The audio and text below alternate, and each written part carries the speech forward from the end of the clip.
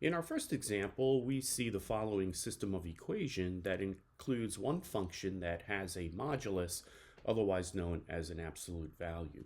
Recall, when you're dealing with absolute value and the inside of the absolute value is a positive entity, it's going to evaluate to exactly what you see on the inside. Nothing's going to change. However, if you have a negative value inside the absolute value sign, you're going to end up with something that is the opposite. So we're going to use this concept of same and opposite to solve this system of equations. Specifically, we're going to consider two conditions.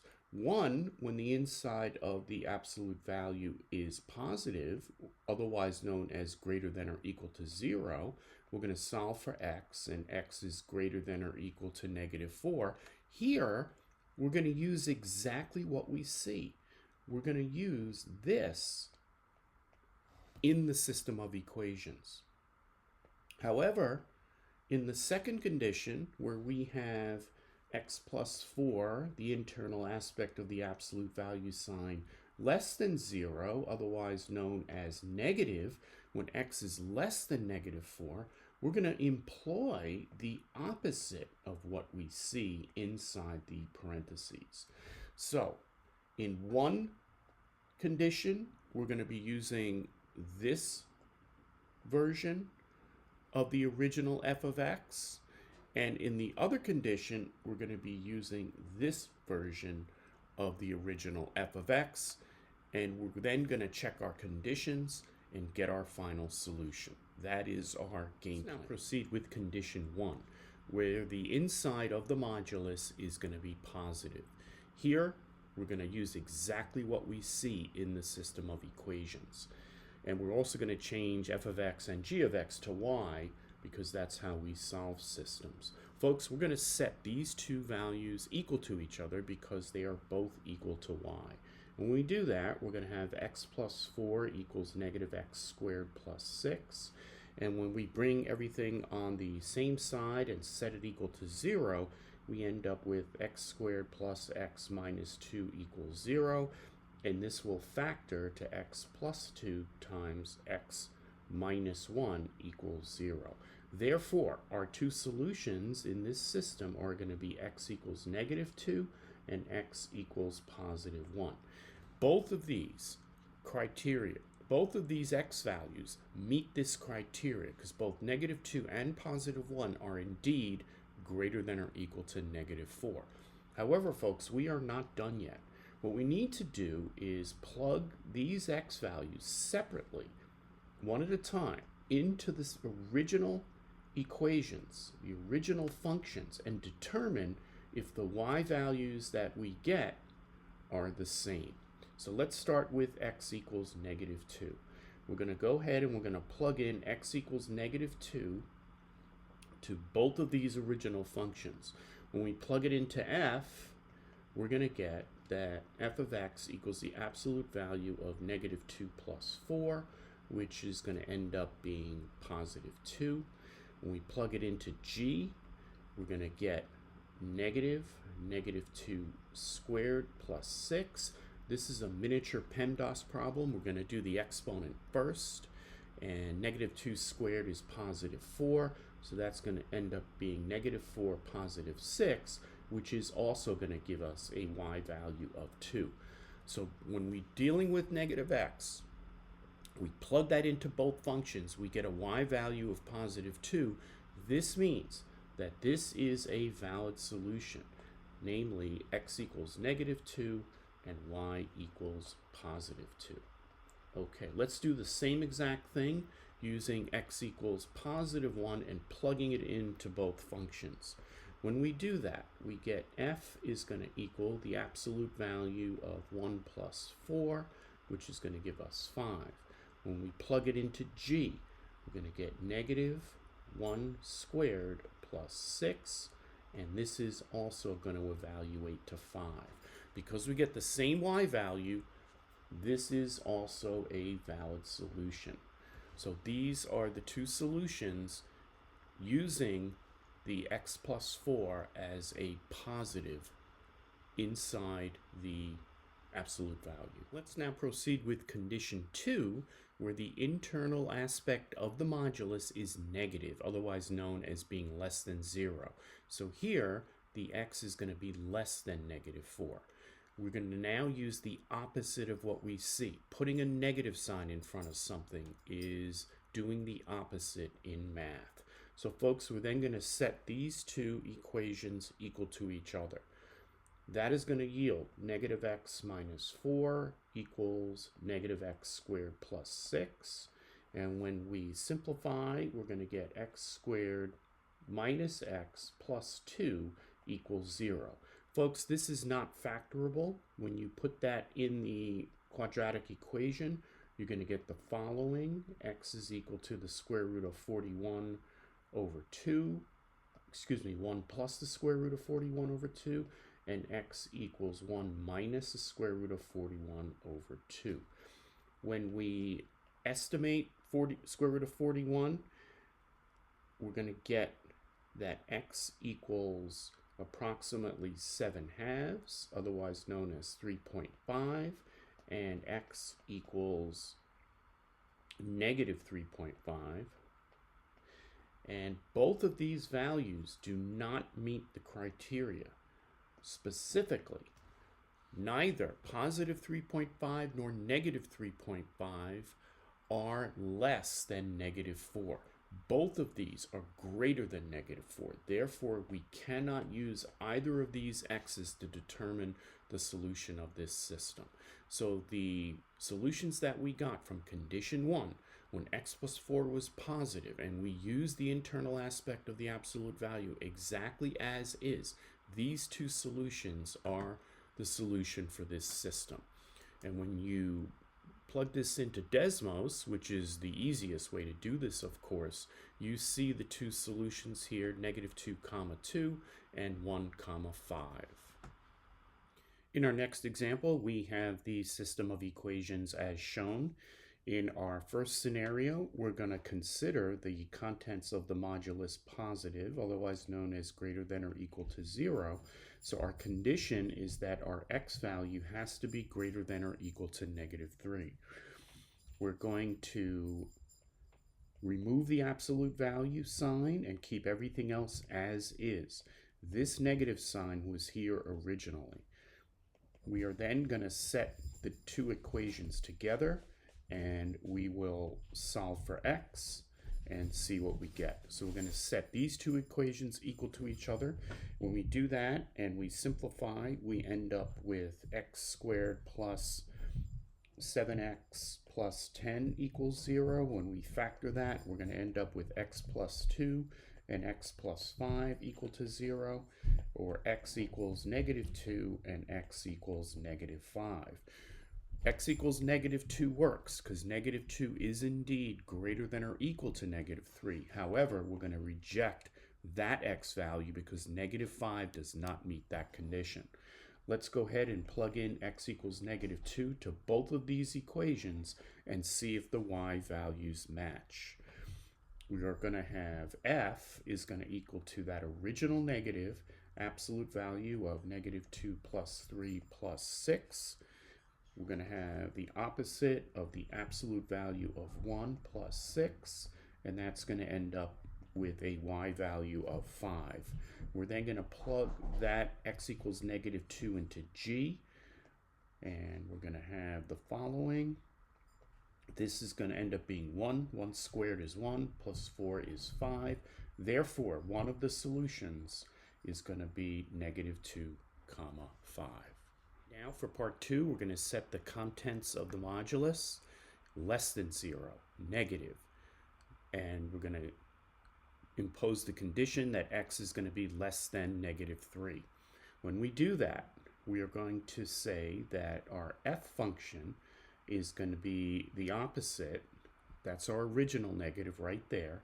And then we're going to take the internal aspect of the modulus and take the negative of that. That's what we do when we anticipate the internal aspect of the absolute value to be negative. Being less than 0 is another way of saying negative. Okay, when we distribute that negative, we're going to end up with this y being x plus 3 plus 6, or simply x plus 9. Our other equation is going to stay the same, and when we set x plus 9 equal to x plus 3 squared, and we FOIL and we redistribute the terms to the left side and set it equal to 0 and factor, we end up with the following: equals 0, and therefore our two x values are x equals -4 and x equals -1. Now, when we compare both of these x values to the original conditional statement that x has to be less than -3, the -4 works, but the -1 does not, because -1 is indeed not less than -3. So now what we're going to do is we're going to take the one and only viable x option, we're going to plug it into both original equations, and we're going to see if we get the same y value. Here in our original, on the absolute value, we're going to plug in -4 in lieu of the x, and when we evaluate this, we get +5. For our g, we're going to put -4 plus 3 squared plus 4. This is going to end up being -1 squared, or 1 plus 4 equals 5. Therefore, our second solution is going to be -4, comma, +5. Let's go ahead and look at Desmos. I graphed this ahead of time, and indeed, here is one solution, which is -4, 5. And then our other solution is -2, 5. In this next example, we have the following system.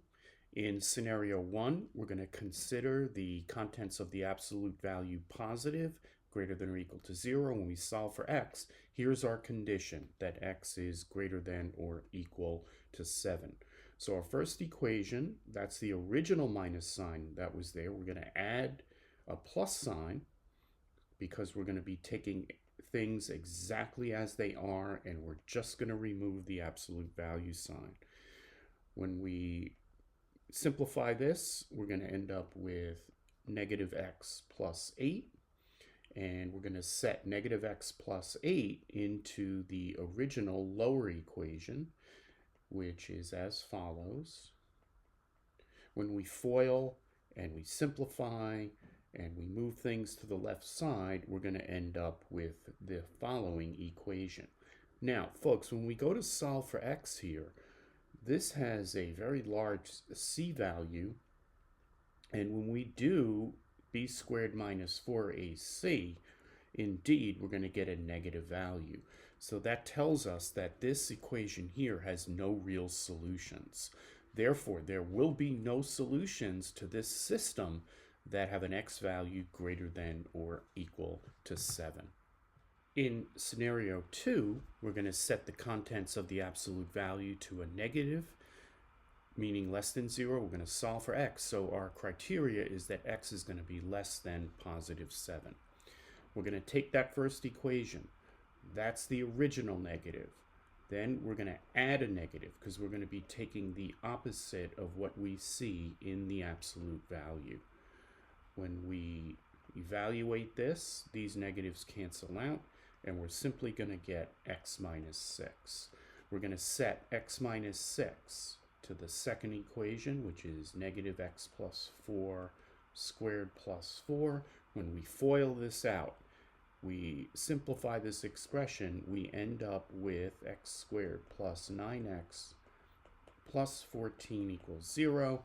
And when we factor that, we're going to have x plus 2 times x plus 7 equals 0. So our two x solutions are x equals -2 and x equals -7. Both of these x values meet this criteria of being less than +7. Folks, we now are going to plug in each of those x values to see if the y values match. First, we're going to plug in x equals -2 to both equations. When we do that, we're going to have that our f function is going to equal the opposite of -2 minus 7 within the absolute values, plus 1, and we end up with a y value of -8. When we plug it into the g function, we're going to have the opposite of negative 2 plus 4 squared minus 4. And when we evaluate, we get negative 8. Because those two y values match, because that x equals negative 2 meets this criteria of being less than positive 7, we can say with certainty that this is one of our solutions. Okay, next we're going to plug in x equals negative 7 to both our original f and g functions. When we plug negative 7 into f, we're going to have the following: negative 7 minus 7 within the absolute value plus 1, and we end up with a negative 13. When we plug it in for g, you just have to trust me that we get the same value for y. Therefore, we know that x equals negative 7, y equals negative 13 is another solution. Folks, this is the graph from our last example. You could see the red is the f of x equal negative the absolute value of x minus 7 plus 1, and this inverted parabola was g, which equals negative quantity x plus 4 squared plus 4. And you can see that these graphs cross at the two solutions that we determined, negative 2 comma negative 8, and negative 7 comma negative 13. Look out here. Look where x is greater than 7. You could see that the absolute value function and the parabolas, they are going to diverge. They're never going to cross or intersect in this interval of x. One last thing, folks, I want you to notice here what I did on Desmos. I set up the two transformation equations, one for the parabola using a and then hk for the vertex, and then for the absolute value function here I use different variables b, c, and d, also transformation. And Desmos provides you with the option for sliders, and you could use that to make a model equation for your students, because I really couldn't find many on the internet. So what I did was I used the sliders until I was able to get intersections at a corner point, because you don't want to be giving your students a problem with solutions that have decimals or fractions. It's just pure torture. So if you move the sliders, you can of course move the parabola sliders, and by doing so you'll eventually find where they meet at a corner, and then you can use that to build your problem for your student.